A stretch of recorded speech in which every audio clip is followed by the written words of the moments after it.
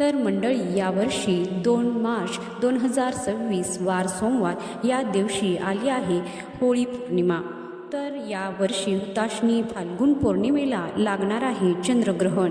त्यामुळे होळी प्रज्वलित करता येणार का, धुलवड खेळता येईल का, तसेच होळी साजरी करायची आहे का, याचबरोबर हे चंद्रग्रहण होळीच्या दिवशी आलेलं आहे की धुलीवंदनाच्या दिवशी आलेलं आहे, या चंद्रग्रहणाचे वेध आपल्याला कधीपासून पाळायचे आहेत, कारण हे चंद्रग्रहण भारतामध्ये दिसणार आहे आणि गर्भवती महिला, लहान मुलं, ज्येष्ठ मंडळी यांनी वेधाचे नियम कधीपासून पाळायचे आहेत, कारण आपल्यासाठी आणि त्यांच्यासाठी ग्रहण पाळण्याची वेळ थोडी वेगळी असते। त्याचबरोबर चंद्रग्रहणाचा स्पर्श, चंद्रग्रहणाचा मोक्ष आणि चंद्रग्रहणाचा पुण्यकाळसुद्धा मी तुम्हाला आज सांगणार आहे।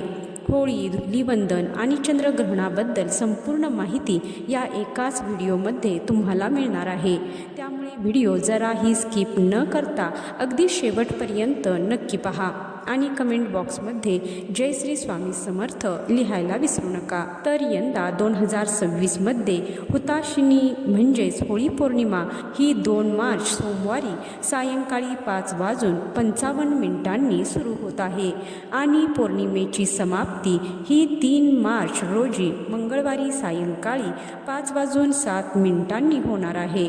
आता सर्वात महत्त्वाचा प्रश्न की होलिका दहन नेमकं कधी करायचं आहे, तर 2 मार्च 2026 वार सोमवार या दिवशी सायंकाळी प्रदोष काळामध्ये आपल्याला होलिका दहन करायचं आहे, म्हणजे सायंकाळी आपण होळी ही पेटवू शकतो। तसेच आपल्याला पौर्णिमेचे सत्यनारायण सुद्धा 2 तारखेला सायंकाळी प्रदोष काळामध्ये करायचे आहे। आता तुमच्या मनामध्ये एक प्रश्न येईल की 2 मार्च रोजी सायंकाळी 5:55 हुताशनी पौर्णिमा सुरू होत आहे आणि 3 मार्चला सायंकाळी 5:07 ती संपत आहे, तर खऱ्या अर्थाने होळी ही आपण उदय तिथीनुसार मंगळवारी 3 मार्चला साजरी करायला हवी आणि मग आपण 2 मार्चला का साजरी करत आहोत, तर तुमच्या या प्रश्नाचे उत्तरसुद्धा आता मी तुम्हाला देत आहे। तर 3 मार्च रोजी प्रदोष काळ सुरू होण्यापूर्वीच हुताशनी पौर्णिमेची जी तिथी आहे ती समाप्त होते, म्हणून धर्मग्रंथातील वचनानुसार होलिका दहन हे आपल्याला 2 मार्च रोजी सोमवारी प्रदोष काळामध्येच करायचं आहे आणि चंद्रग्रहणाचा होलिका दहनासाठी कोणताही अडथळा हा येणार नाही, कारण बघा, चंद्रग्रहण जे आहे ते 3 मार्च रोजी मंगळवारी असणार आहे आणि याच दिवशी धुलीवंदन सुद्धा आहे। मात्र 3 मार्चला धुलीवंदनाला मात्र नक्की चंद्रग्रहणाचा परिणाम दिसेल आणि तो असा की ग्रहण संपल्याशिवाय आपल्याला धुलवड ही खेळता येणार नाही, म्हणजे धुलीवंदनाच्या दिवशी चंद्रग्रहण आलेलं आहे। होळीचा आणि चंद्रग्रहणाचा काही संबंध नाहीये। वर्षातील हे पहिले चंद्रग्रहण भारतामध्ये दिसणार असल्यामुळे त्याचा सूतक काळ सुद्धा लागू होईल। चंद्रग्रहण सुरू होण्याच्या 9 तास आधी सूतक काळ सुरू होतो। ज्योतिष आणि धार्मिक मान्यतेनुसार या सूतक काळामध्ये कोणतेही शुभ कार्य करणे टाळायचे असते। सूतक काळ हा 3 मार्च रोजी मंगळवारी सकाळी 6:20 सुरू होईल आणि सायंकाळी 6:46 पर्यंत असेल। या दिवशी दुपारी 3:20 ही वेळ ग्रहणाच्या स्पर्शाची वेळ असेल आणि सायंकाळी 4:34 या ग्रहणाची खग्रास अवस्था सुरू होईल।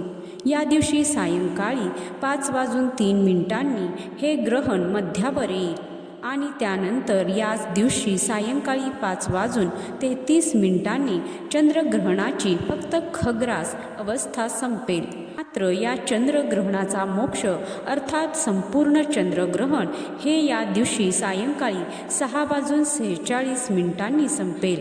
आता गर्भवती महिला, वृद्ध मंडळी आणि लहान मुलांसाठी सूर्य उदयापासून हे नियम पाळण्याची गरज नाही, त्यांच्यासाठी वेगळी वेळ आहे, ती सुद्धा आता मी पुढे तुमच्यासोबत शेअर करणार आहे।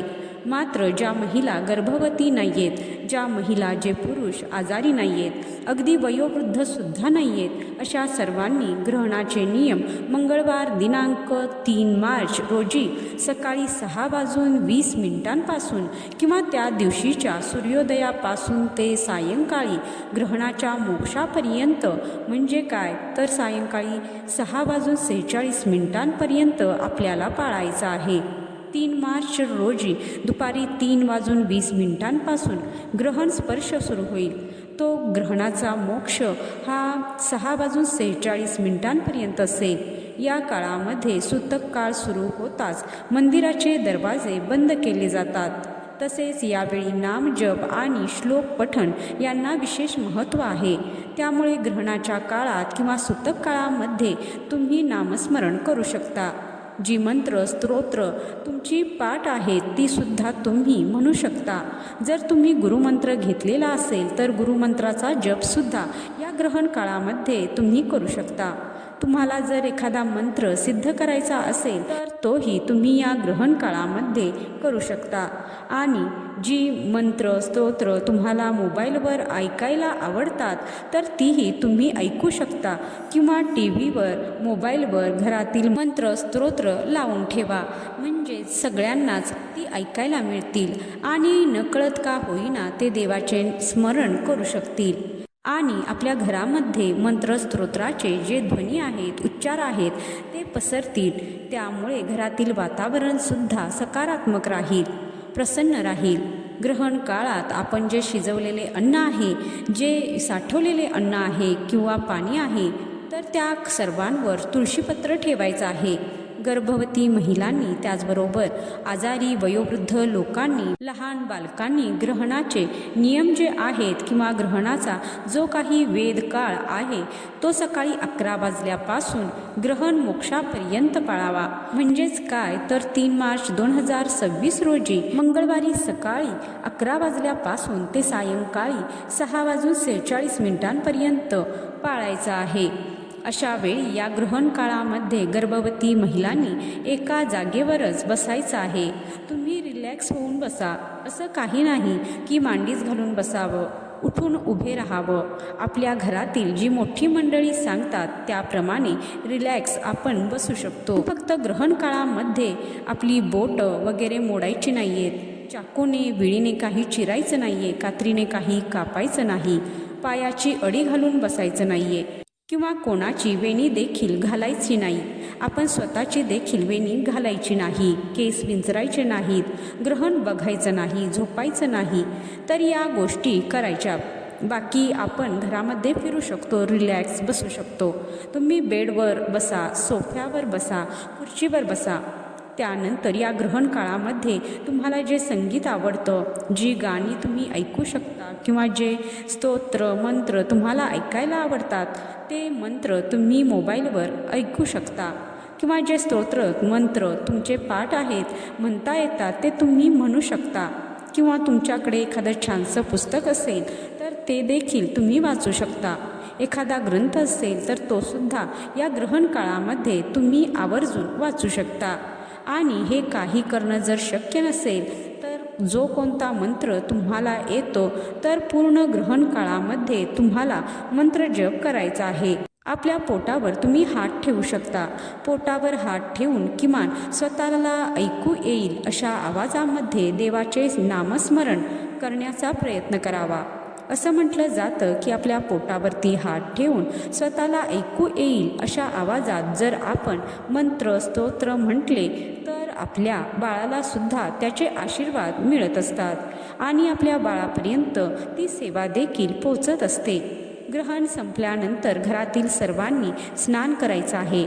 स्नान करताना अंघोळीच्या पाण्यामध्ये जर तुमच्याकडे गंगाजल असेल तर थोडं थोडं गंगाजल सर्वांच्या अंघोळीच्या पाण्यात टाकायचं. त्या पाण्याने स्नान करायचं आहे. घर झाडून पुसून घ्यायचं आहे. देवपूजा करायची आहे.